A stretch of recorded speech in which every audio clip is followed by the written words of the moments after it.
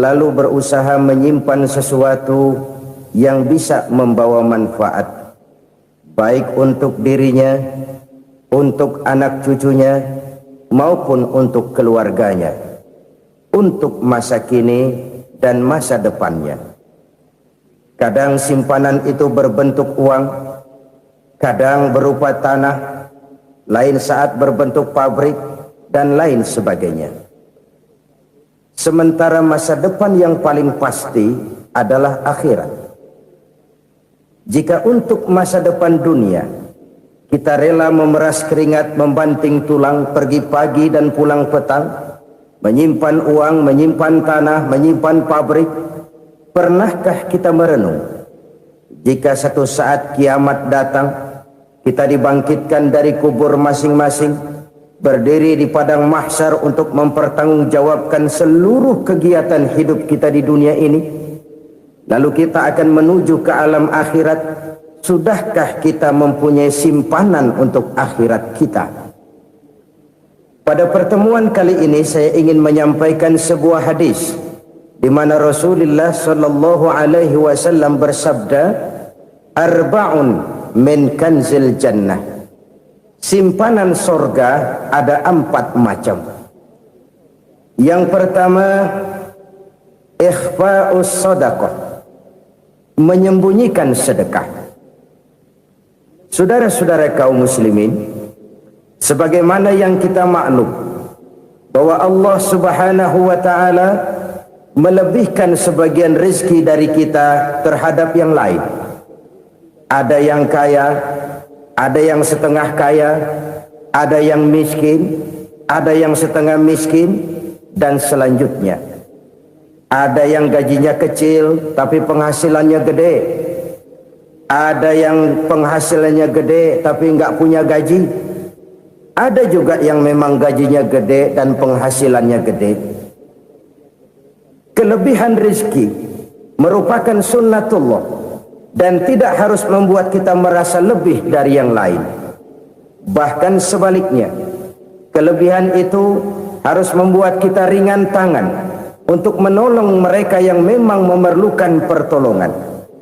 Kalau saudara diberikan ilmu, maka pertanyaan akhirat cuma satu: ilmumu kau amalkan untuk apa? Kalau saudara diberikan umur yang panjang, pengadilan akhirat juga bertanya satu: umurmu kau habiskan di mana? Tapi kalau saudara diberikan harta, pengadilan akhirat akan bertanya dua: hartamu kau dapat dari mana, kau belanjakan kemana? Dari mananya ditanya, dan kemananya juga ditanya. Oleh karena kita akan dimintakan pertanggungan jawab, maka amanah yang bernama harta ini harus kita gunakan dengan sebaik-baiknya.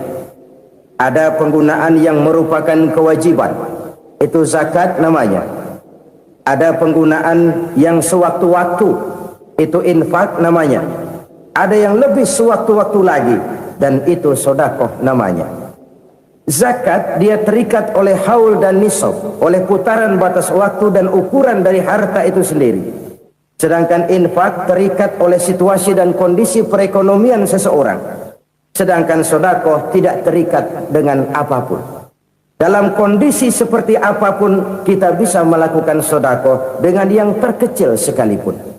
Sampai-sampai Rasulullah sallallahu alaihi wasallam mengajarkan, la tahqiranna minal ma'rufi syai'an walau an talqa akhaka biwajhin talik. Atau ada hadis, tabassumuka fi wajhi akhika laka shadaqah. Senyumanmu kepada temanmu adalah sedekah. Jadi untuk melakukan sedekah tidak harus dalam berbentuk uang. Dengan ilmu kita bisa sedekah. Dengan tenaga kita bisa bersedekah, dengan pikiran kita bisa bersedekah, bahkan senyum kepada teman itu pun sedekah. Jadi kalau sedekah dengan uang memang belum punya uang, nyengir aja banyakin.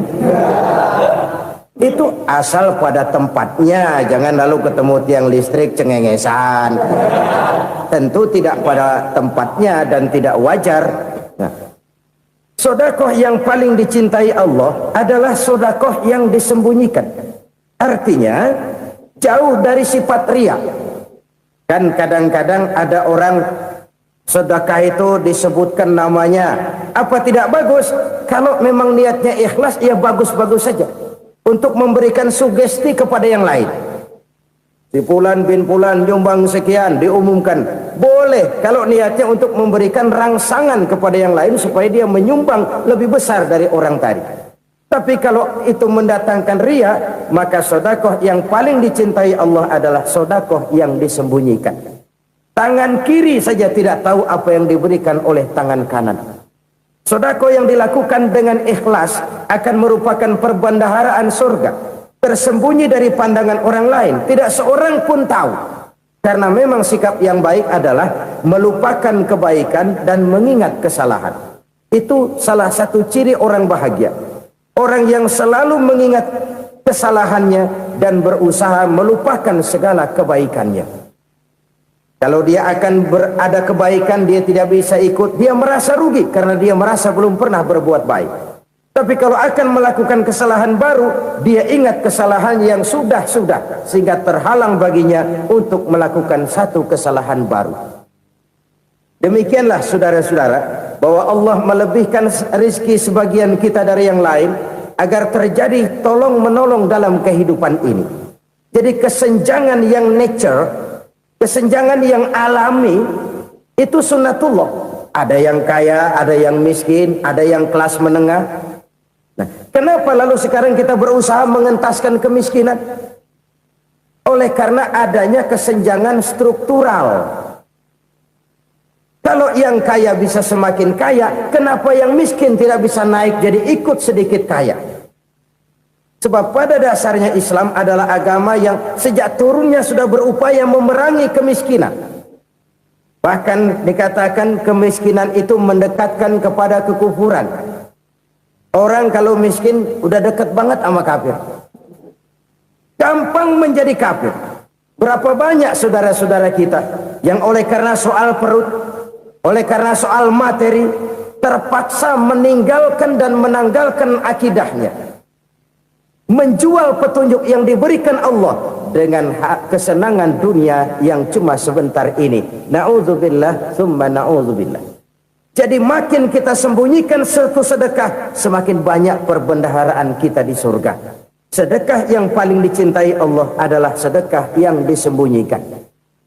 Malahan ada seorang sufi, dia punya kebiasaan kalau pergi sholat Jumat dia bawa uang, itu uang dia taruh di bawah tikar masjid. Dia niat sedekah kepada siapa saja yang nemuin itu duit.